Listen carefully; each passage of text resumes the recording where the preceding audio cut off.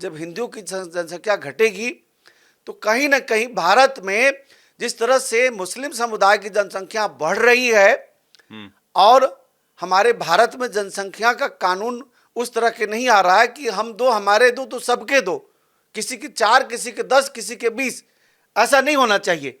और इस चीज से सनातन को खतरा है कि आने वाले 30-35 सालों में ऐसा ना हो कि हिंदू कम हो जाएं और भारत में कहने के लिए भी कोई प्रधानमंत्री हिंदू न बन पाए। आप जनसंख्या जिहाद की बात कर रहे हैं? बिल्कुल जनसंख्या जिहाद की बात कर रहे हैं, लैंड जिहाद की बात कर रहे हैं।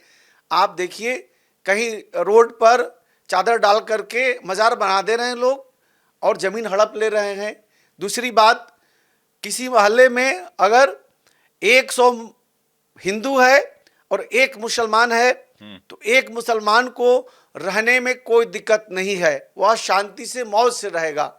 लेकिन ठीक उसी प्रकार 100 मुसलमानों के मोहल्ले में गली में 1 हिंदू नहीं रह सकता, उसे भागना पड़ेगा।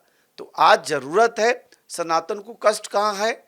भारत में जिस तरह से बांग्लादेश के लोग घुसपैठ कर रहे हैं, जिस तरह से आप देखिए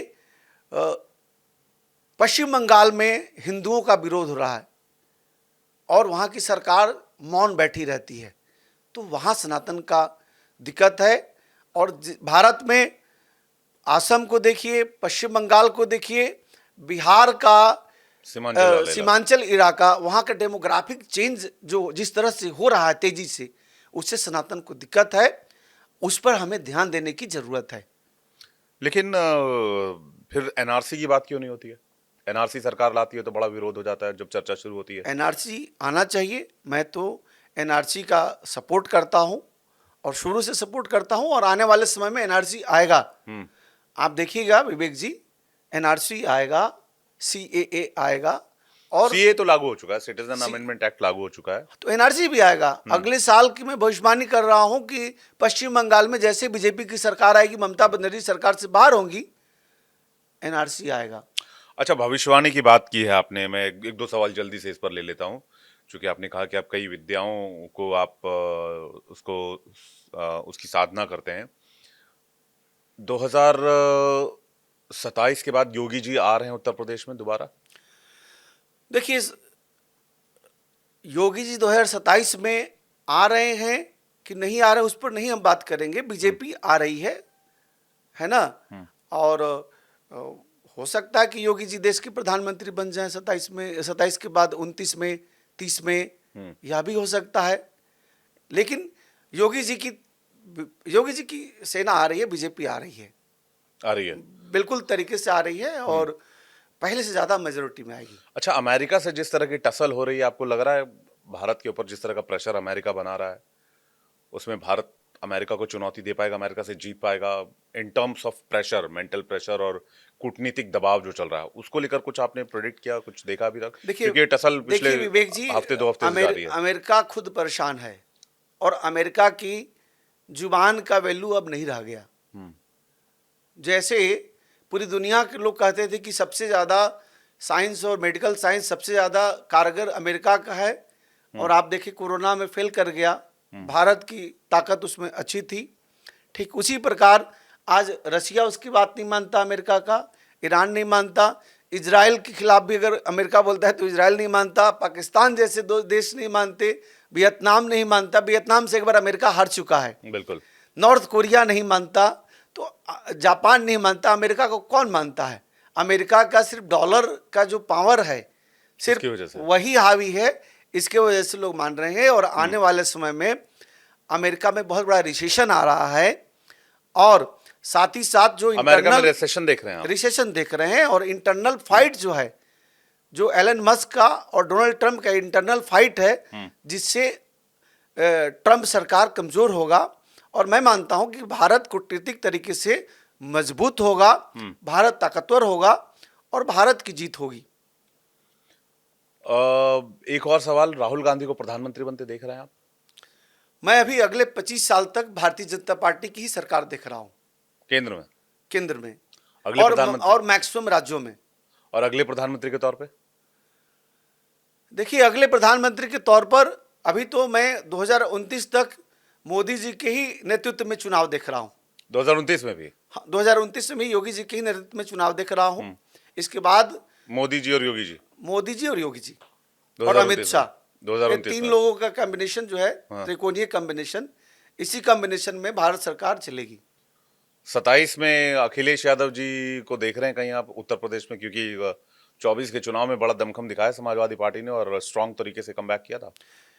देखिए, अखिलेश जी को मैं बहुत ही ताकतवर विपक्षी के रूप में देख रहा हूँ और 27 में भी विपक्षी के रूप में ही देख रहा हूँ। अभी फिलहाल उनका सत्ता में अभी योग नहीं दिख रहा है। योग नहीं दिख रहा है। मैं पूछिए क्यों बोल रहा हूँ। हाँ अखिलेश जी का अभी जो आपने प्रश्न कुंडली किया है, हाँ।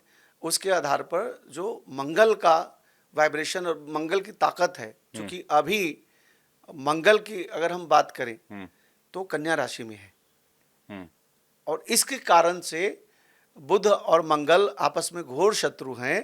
तो अखिलेश जी अभी हमें 2027 में पुनः सत्ता में वापसी नहीं दिखता, क्योंकि केतु का अभी जो अभी प्रश्न कुंडली है, केतु जो है वह कुंभ में है और जो राहु जो राहु जो है वह कुंभ में है और केतु जो है वह सिंह में है और मंगल जो है वह कन्या में है और शनि जो है वह मीन में है।